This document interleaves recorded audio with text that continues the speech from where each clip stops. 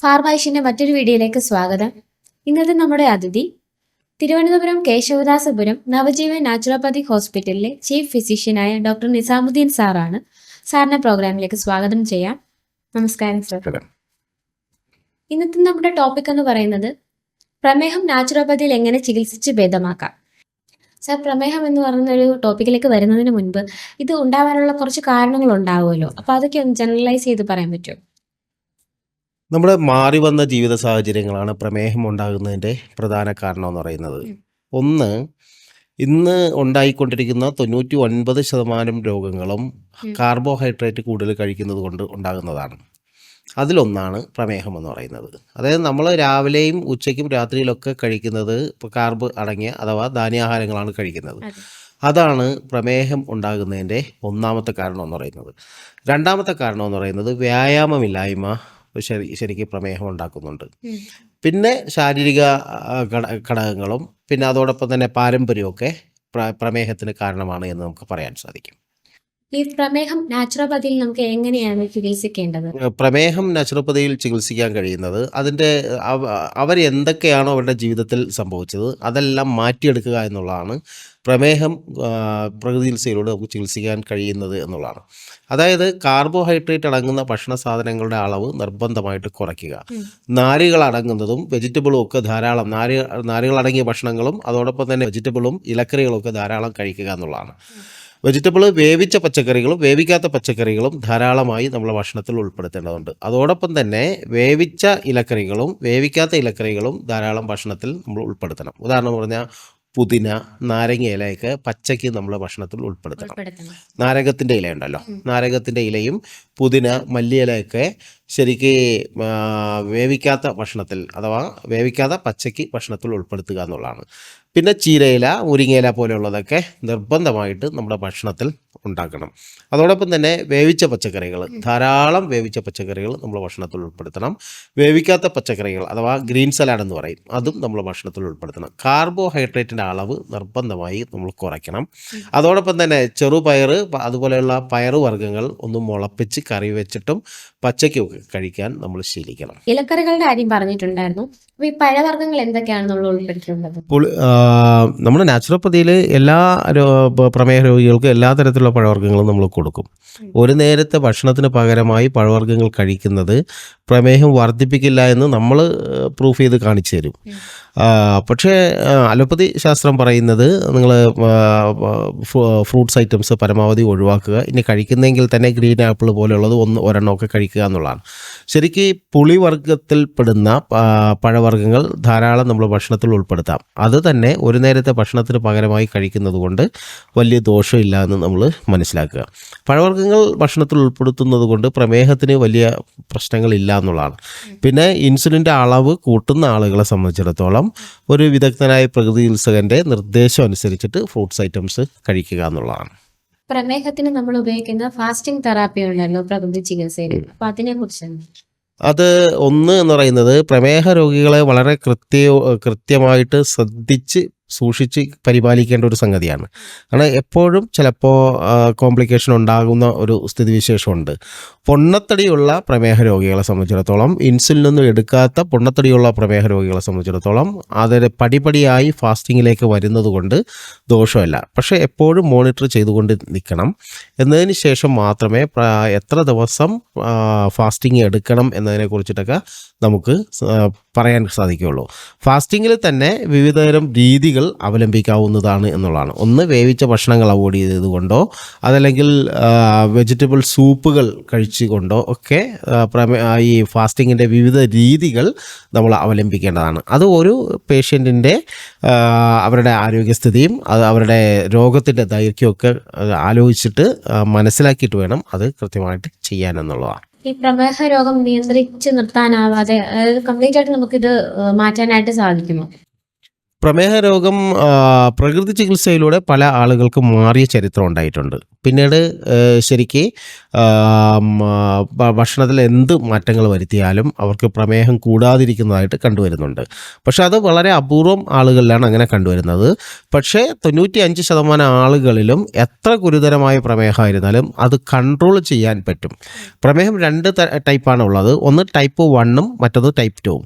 Type 1 എന്ന് പറയുന്നത് ഇൻസുലിൻ്റെ depend ചെയ്തുകൊണ്ട് മുന്നോട്ട് പോകുന്നതിനാണ് ടൈപ്പ് 1 എന്ന് പറയുന്നത്. അവരുടെ പാൻക്രിയാസ് പൂർണ്ണമായി ഡെഡ് ആകുന്നൊരവസ്ഥ സ്വാഭാവികമായിട്ടും ഉണ്ടാവും. അത്തരം ആളുകളിൽ നമ്മളെ ഡയറ്റ് പ്ലാൻ ചെയ്തുകൊണ്ട് അതോടൊപ്പം തന്നെ നമ്മുടെ ചികിത്സ മുന്നോട്ട് കൊണ്ടുപോയി കഴിഞ്ഞാൽ അവരുടെ ഇൻസുലിൻ്റെ അളവ് നമുക്ക് കൃത്യമായിട്ട് കുറച്ചെടുക്കാൻ സാധിക്കും. ടൈപ്പ് 2 പ്രമേഹ രോഗികളുടെ മരുന്നുകളും മറ്റ് ഇൻസുലിൻ ഉൾപ്പെടെയുള്ള എല്ലാ മരുന്നുകളും നമുക്ക് നിർത്തിക്കൊണ്ട് മുന്നോട്ട് പോകാൻ സാധിക്കും. പക്ഷേ നമ്മളെ ഡയറ്റും അതോടൊപ്പം തന്നെ നമ്മുടെ എക്സസൈസും ഒക്കെ ജീവിത അവസാനം വരെയും പാലിക്കേണ്ടതുണ്ട് എന്നുള്ളതാണ്. സർ, മണ്ണ് കൊണ്ടുള്ള ചികിത്സ അഥവാ മഡ് തെറാപ്പി പ്രമേഹ രോഗ നിയന്ത്രണത്തിന് എത്രത്തോളം പങ്ക് വഹിക്കുന്നുണ്ട്? മഡ് തെറാപ്പി ശരിക്ക് നിയന്ത്രണത്തിനല്ല, പ്രമേഹ രോഗ നിയന്ത്രണത്തിനല്ല ശരിക്ക് നാച്ചുറോപ്പതിയിൽ ചെയ്തു വരുന്നത്. മഡ് തെറാപ്പി എന്ന് പറഞ്ഞു കഴിഞ്ഞാൽ ഒരു ക്ലീനിങ് പ്രോസസ്സാണ്, ഒരു വാഷിംഗ് തെറാപ്പിയാണ്. അതായത് നമ്മുടെ ശരീരത്തിലുള്ള ദുർമേധസ്സുകളും അതോടൊപ്പം തന്നെ കൊഴുപ്പുകളൊക്കെ മഡ് പാക്ക് ചെയ്യുന്നതോടുകൂടി അതുവഴി ഡിലീറ്റ് ചെയ്ത് പോകും എന്നതുകൊണ്ടാണ് മഡ് തെറാപ്പി ചെയ്യുന്നത്. ശരിക്കും പ്രകൃതി ചികിത്സ തന്നെ ഒരു വാഷിംഗ് പ്രോസസ്സാണ്. അതിലാണ് മഡ് തെറാപ്പിയും ഹൈഡ്രോ തെറാപ്പി അഥവാ ജലചികിത്സയൊക്കെ നമ്മൾ അതിന് വേണ്ടിയിട്ട് ചെയ്യുന്നത്. പാൻക്രിയാസിൽ അടിഞ്ഞുകൂടി കിടക്കുന്ന വിഷാംശങ്ങളും അതോടൊപ്പം തന്നെ മാലിന്യങ്ങളൊക്കെ ബ്ലഡ് സർക്കുലേഷൻ വർദ്ധിപ്പിക്കുന്നത് കാരണമായി ഒഴിഞ്ഞു പോകാൻ വേണ്ടിയിട്ടാണ് ഇത്തരം തെറാപ്പികൾ നമ്മൾ ചെയ്യുന്നത് എന്നുള്ളതാണ്. പ്രമേഹ ചികിത്സയിൽ വളരെ അത്യന്താപേക്ഷിതമായ ഘടകമാണ് ഒന്ന് ഡയറ്റിംഗ്, അതോടൊപ്പം തന്നെ എക്സസൈസ്, മൂന്നാമത് റെസ്റ്റ്. ഇത് മൂന്നും ശരിക്കും പ്രമേഹ ചികിത്സയിൽ വളരെ അടിയന്തര പ്രാധാന്യത്തോടുകൂടി ചെയ്യേണ്ട ഒന്നാണ്. അതിൽ ഉറക്കം എന്ന് പറയുന്നത് ഒരു 6, 7, 8 മണിക്കൂർ ഒരു മനുഷ്യൻ നിർബന്ധമായി ഉറങ്ങിയിരിക്കണം. അത് ശരിക്ക് ആരോഗ്യമുള്ള ആളുകളും ഒരു 6, 7, 8 മണിക്കൂർ നിർബന്ധമായിട്ട് ഉറങ്ങണമെന്നുള്ളതാണ്. പ്രമേഹ രോഗികൾ ശരിക്ക് ഒരു 7, 8 മണിക്കൂർ നിർബന്ധമായിട്ട് ഉറങ്ങാൻ ശീലിക്കണം. രണ്ടാമത് എന്ന് പറയുന്നത് എക്സസൈസ്. അവർ കഴിക്കുന്ന ഭക്ഷണത്തിനനുസരിച്ച് നിർബന്ധമായിട്ട് എക്സസൈസ് ചെയ്യണം. മൂന്നാമത് ഭക്ഷണം വളരെ കൃത്യമായി കൺട്രോൾ ചെയ്യണം. അതിൽ ഇറച്ചി മീനും ഒക്കെ കഴിക്കുന്നത് കൊണ്ട് ദോഷമൊന്നുമില്ല. പക്ഷേ ഇറച്ചി മീനും കഴിക്കുമ്പോൾ നമ്മൾ ശ്രദ്ധിക്കേണ്ടത് അതിൻ്റെ ടൈം ഒരു പ്രധാനപ്പെട്ട ഘടകമാണ്. രാവിലെയും രാത്രിയിലും ഇറച്ചി മീനും കഴിക്കാൻ പാടില്ല. ഉച്ചയ്ക്ക് അത്യാവശ്യം ഇറച്ചി മീനും കഴിക്കുന്നത് കൊണ്ട് ദോഷമില്ല. അതോടൊപ്പം തന്നെ പച്ചക്കറികളിട്ട് വേവിച്ച് പച്ചക്കറി സലാഡും ചേർത്ത് ഇലക്കറികളോടൊപ്പമാണ് ശരിക്ക് ഇറച്ചി മീനുമൊക്കെ കഴിക്കേണ്ടത്. എല്ലാ നോൺ വെജുകളും ഉച്ചയ്ക്ക് കഴിക്കാൻ ശീലിക്കണം. രാവിലെ രാത്രിയിൽ നിർബന്ധമായിട്ട് കഴിക്കാൻ പാടില്ല എന്നുള്ളതാണ്.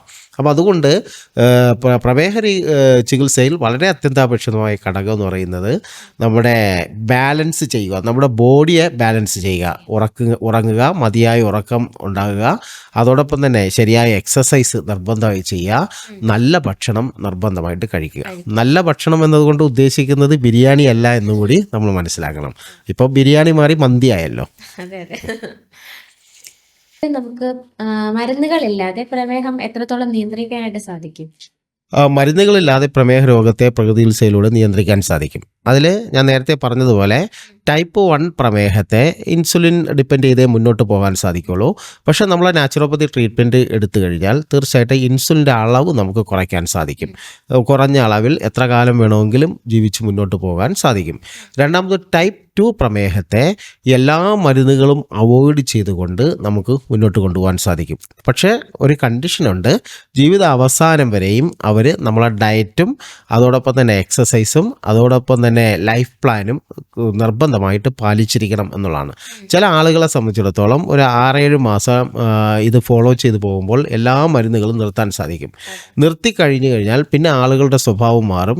കുറേശ്ശെ അവരുടെ ഭക്ഷണത്തിലും അവരുടെ ജീവിത രീതിയിലുമൊക്കെ മാറ്റം വരുത്തും. അപ്പോൾ സ്വാഭാവികമായിട്ടും കൺട്രോളായ പ്രമേഹം വർദ്ധിക്കുന്നതായിട്ട് നമുക്ക് കാണാൻ കഴിയും. ഇപ്പോൾ ഈ കൺട്രോൾ ചെയ്ത ആളുകളും പ്രമേഹം നിയന്ത്രണ വിധേയമായ ആളുകളും എല്ലാ 2 ആഴ്ചയിലൊരിക്കൽ നിർബന്ധമായി പരിശോധിക്കണം എന്നത് ഒരു വാസ്തവമാണ് എന്നുകൂടി നമ്മൾ മനസ്സിലാക്കണം. അങ്ങനെ പ്രമേഹ രോഗത്തെ ശരിക്ക് എല്ലാ മരുന്നുകളിൽ നിന്നും നമുക്ക് ഒഴിവാക്കിയെടുക്കാൻ സാധിക്കും. യോഗയും പ്രാണായാമവും എങ്ങനെയാണ് പ്രമേഹ രോഗ ചികിത്സയിൽ ഉപയോഗിക്കപ്പെടുന്നത്? അതിൽ എക്സസൈസ് ഒരു പ്രധാന ഘടകമാണെന്ന് ഞാൻ നേരത്തെ പറഞ്ഞല്ലോ. അതിൽ ഏറ്റവും ബെസ്റ്റ് എക്സസൈസാണ് യോഗ എന്ന് പറയുന്നത്. യോഗയിലെ എല്ലാ ജോയിൻറ്റുകളും നമുക്ക് അനക്കാൻ സാധിക്കും.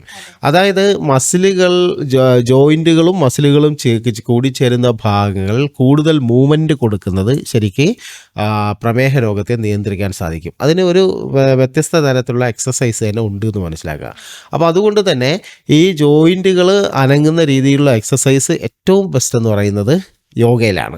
അപ്പോൾ അതുകൊണ്ട് എല്ലാ ദിവസവും യോഗ പരിശീലിക്കുന്നത് അല്ലെങ്കിൽ പ്രാക്ടീസ് ചെയ്ത് കൊണ്ടുപോകുന്നത് വളരെ നല്ലതാണ് എന്ന് മനസ്സിലാക്കാം. അതോടൊപ്പം തന്നെ പ്രാണായാമം എന്ന് പറയുന്നത് ഓക്സിജൻ്റെ അളവ് നമ്മുടെ ശരീരത്തിൽ വർദ്ധിപ്പിക്കാൻ അത്യന്താപേക്ഷിതമായൊരു ഘടകമാണ്. സ്ഥിരമായി 9 മുതൽ 80 പ്രാവശ്യം വരെ പ്രാണായാമങ്ങൾ, അത് വ്യത്യസ്ത രീതിയിലുള്ള പ്രാണായാമങ്ങൾ ചെയ്യുന്നതും പ്രമേഹ രോഗത്തെ നിയന്ത്രിക്കുവാനും പ്രമേഹത്തിന് മാത്രമല്ല ഒട്ടനവധി രോഗങ്ങളെ അത് കൺട്രോൾ ചെയ്യുവാൻ സഹായകരമാണ് എന്നുള്ളതാണ്. കാരണം ഓക്സിജൻ്റെ അളവ് നമ്മുടെ ശരീരത്തിൽ കൂടുതലായി ലഭിക്കുന്നുണ്ട് എന്ന് നമ്മൾ മനസ്സിലാക്കണം.